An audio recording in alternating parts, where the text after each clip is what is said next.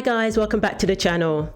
So I was excited to talk about this story. This is a story out from Pennsylvania about students from the Perkiomen Valley School District walking out of class because of the school district's bathroom policy, which basically allows transgender students to use the bathroom that corresponds with the sex that they identify with.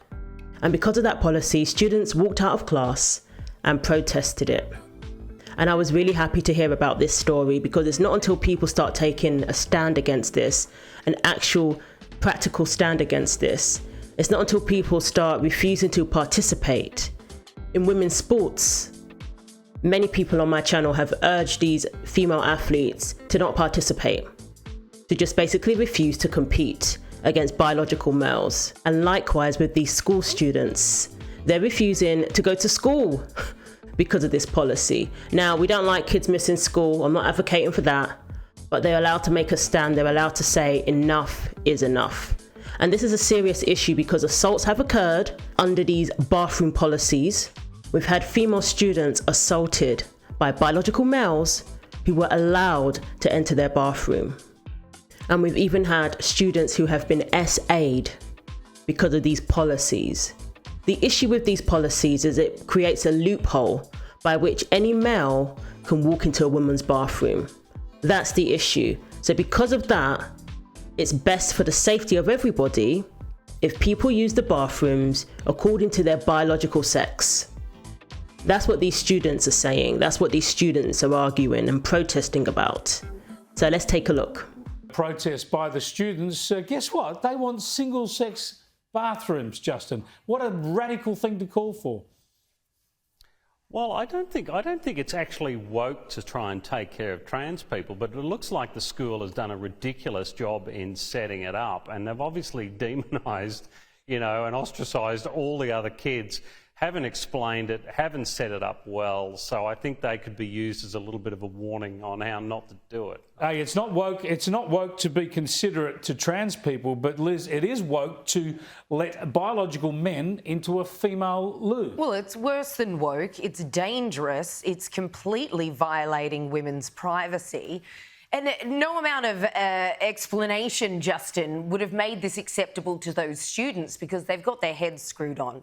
There are massive differences between male and female from the minute you're born, especially during adolescence, which they are. We're talking about a high school here. And I loved that the boys as well as the girls were walking out there because they're looking after their girlfriends and sisters and what have you.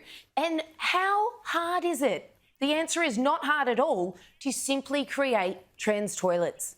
So you've got your male toilets, you've got your female toilets, and if anyone doesn't want to use either of them, then you go to the third option. So it sounds like the school just sprung it on the students, it sprung it on the parents and said, this is our new bathroom policy, there you go. And the students said, no, we're not having this. This isn't right. And like they said there, both boys and girls came out to protest this bathroom policy. This bathroom policy, again, it seems to put the needs of certain groups above that of others. Or it puts the wants and desires of certain groups above that of others. And these policies are usually very broad. There's no requirements, there's no qualifications to class yourself as trans. It's just if you identify as this sex, that's the bathroom you're allowed to use. And that's not very safe. That's not safe for everybody. That doesn't mean that I'm saying trans kids are dangerous, contrary to what Karine Jean-Pierre believes if you're against these sort of policies. But we have to be practical. And it is a fact that these policies have backfired. It is putting people at risk, whether you want to accept that or not. Because like I said, it creates loopholes. That's what happens when we mess with biology. That's what happens when we mess with this sort of thing, when we decide that biology doesn't matter. So hundreds of high school students organise a walkout to protest trans bathroom rules. Rights are now compromised, according to these students, and they're right.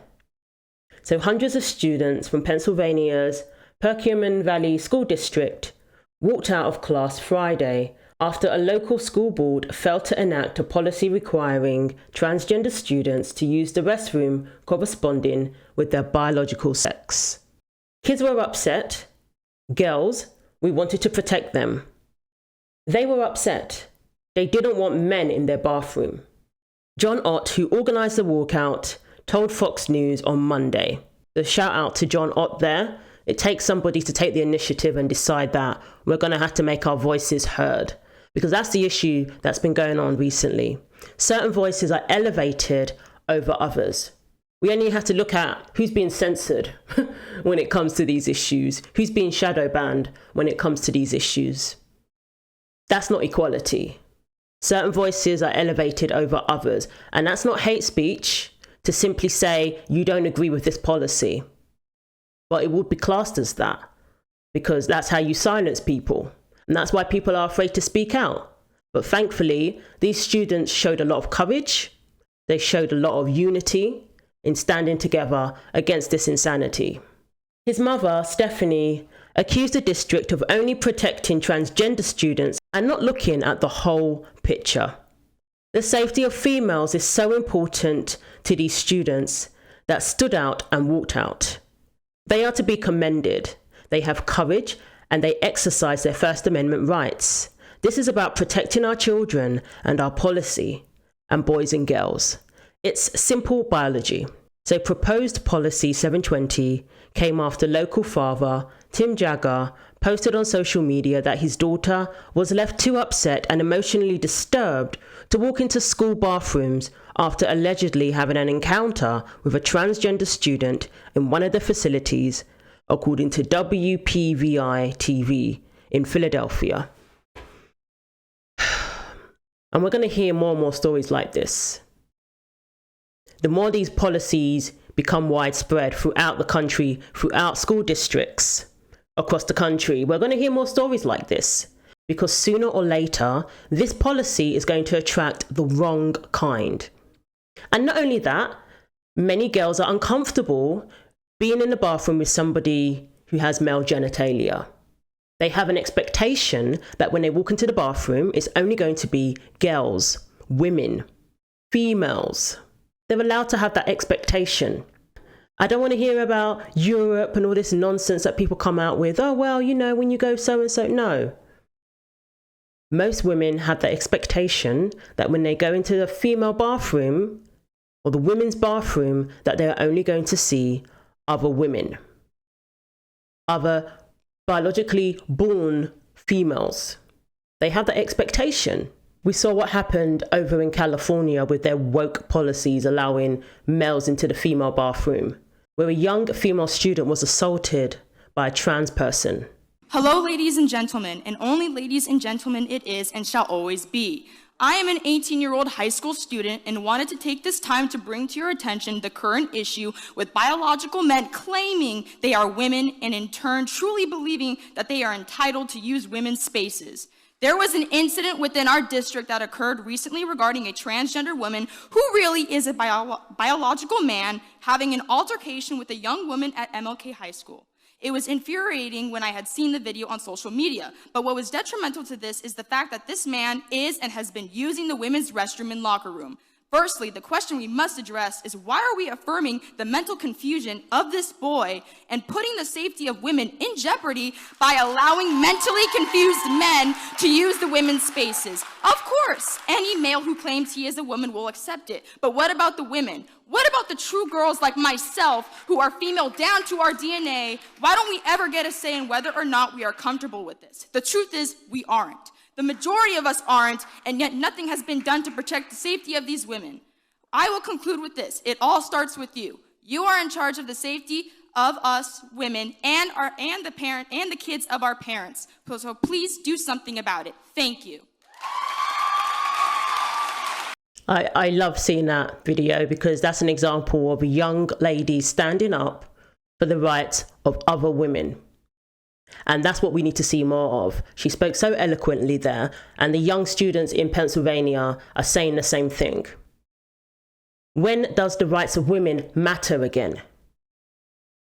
Biological born females, when do their rights matter again? That's what I would like to know. Over in the UK, things backfired big time when it came to letting males into female spaces, female prisons, female bathrooms. We've had assaults.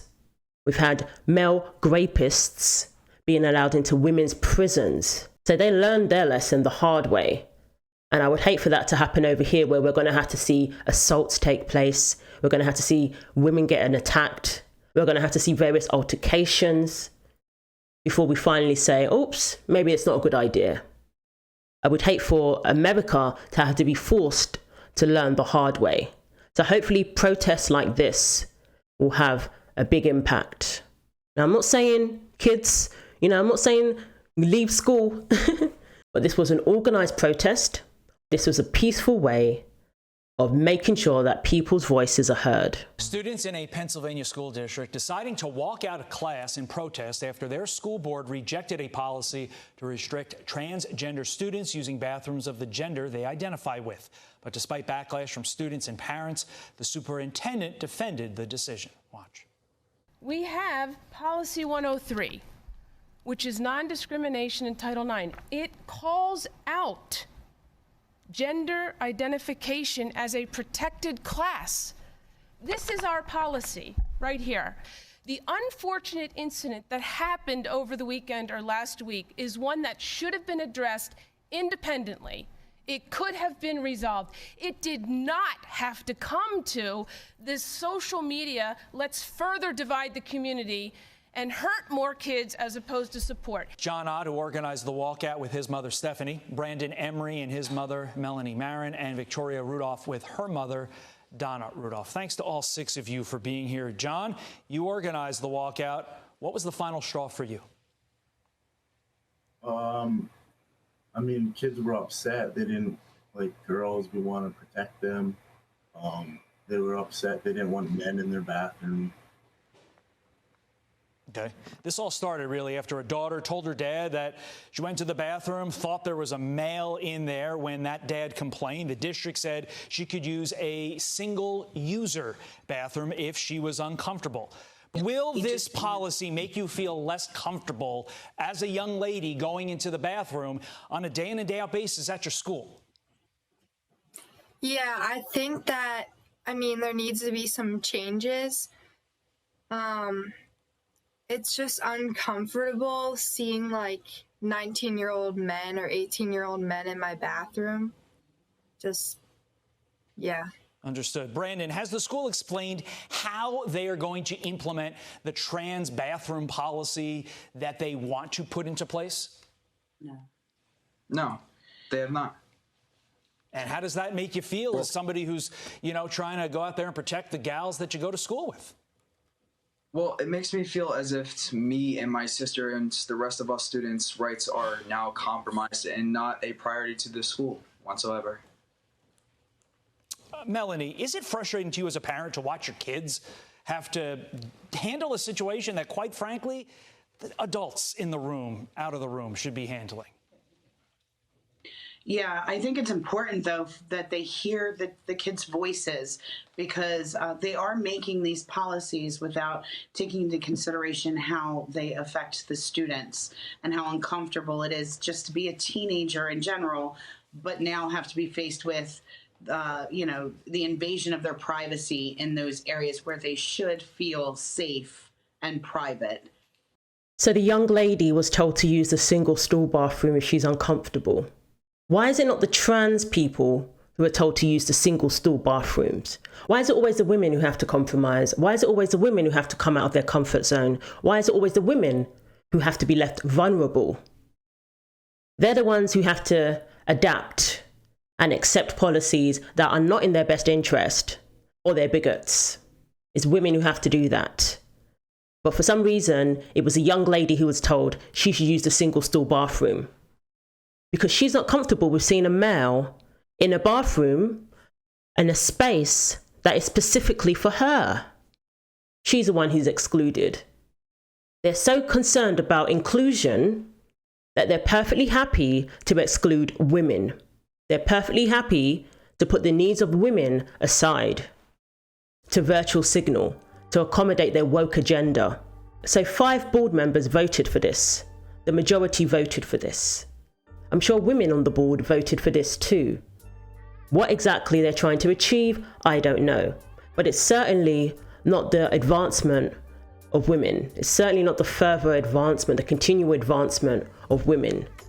What they're actually doing is setting women back. And I don't believe so-called being in a protected class means that your rights or your wants and desires supersedes that of everybody else. What about the protection of women who are vulnerable when they're in the bathroom? What about their protection? At least with women, something can actually happen where they're put in danger, where they're assaulted, because that is what has happened. And the young lady who complained, she was put in a position that she should not have been put in. The school should not have put her in that position. And they certainly shouldn't have told her that she could use the single stool bathroom if she's uncomfortable. The single stool bathroom is a perfect solution for people who want to identify as women. There's the bathroom that they can use. And instead of saying that this is a good solution, that the trans person should use that bathroom, they're saying that women should use that bathroom. They're saying the women who are uncomfortable with a man, a biological male being in the women's bathroom, are the ones who should be excluded, are the ones who should isolate themselves. We're going too far to accommodate somebody's identity rather than someone's reality. We go so out of our way to accommodate somebody's identity that we forget the people who are actually that identity biologically. We forget them and tell them they can go and use another bathroom. It's nothing wrong with a woman who is uncomfortable with a male being in their space. There's nothing wrong with that. Spaces such as bathrooms. There's nothing wrong with being uncomfortable with that. But what we're doing is we're re-educating young girls and telling them that there's something wrong with them if they are uncomfortable. And they're the ones who will be excluded. That's the message that these school districts, these school boards are putting out there. That's the message that these sporting bodies are putting out there. Remember when Riley Gaines and her colleagues were given information about counselling, help that they could seek because they weren't happy with a 6'4" male with fully intact genitalia being in their locker room. There was something wrong with them because they were uncomfortable with that. Never mind not even being pre-warned about it. And instead of being given support, instead of being heard, they were told to go and seek help themselves. They were told that they were the ones who needed help. Leah Thomas's teammates, who I've talked to many of them at great lengths, they were forced every single week to go to mandatory LGBTQ education meetings to learn about how just by being cisgender, they were oppressing Leah Thomas. They were told that you can't take a stance because your school has already taken your stance for you. When 16 of the girls and their parents, they sent an email to their administration expressing their discomfort in the locker room. And their administration responded back with, if you feel uncomfortable, and I swear I have a screenshot of the email, it says, if you feel uncomfortable seeing male genitalia, here's some counseling resources that you should seek.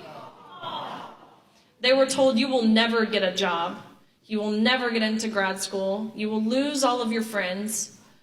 If you do speak out, and any harm whatsoever comes towards your teammates' way, Leah's way, then you are solely responsible, and you're responsible for a potential death.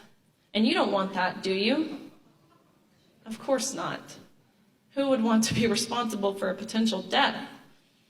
But that's the emotional blackmail that they were using to scare these girls. So I really like the way this person wrote this article and the way they worded it. They said, precisely forcing teens, especially younger women, to share deeply private spaces with members of the opposite sex is disrespectful and dangerous. It opens the door to tragedies like the 2021 SA by a skirt-wearing male of a high school student in Loudoun County, Virginia. And it lets kids know that their actual safety and privacy simply don't matter. Perfectly put there. What really counts for administrators is the advancement of an extreme ideology on gender, one that denies the most basic biological facts. That's what their priority is pushing gender ideology. And that takes precedence over biology. That takes precedence over practicality and safety. That takes precedence over the women, over the young girls. So let me know what you think. Thanks for watching. Take care of yourselves, and God willing, I will see you in the next video.